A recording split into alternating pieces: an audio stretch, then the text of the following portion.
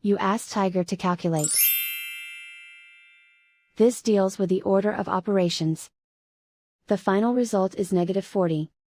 Let's solve it step by step. Simplify the expression. Simplify exponents and square roots. 2 to the power of 2 equals 4. 2 to the power of 2 equals 4. -2 to the power of 3 equals -8. Perform any multiplication or division, from left to right. 2 times -8 equals -16. -16 times 4 equals -64. 3 times -2 equals -6. -6 times 4 equals -24. Calculate any addition or subtraction, from left to right. Minus and minus make a plus. -64 plus 24 equals -40.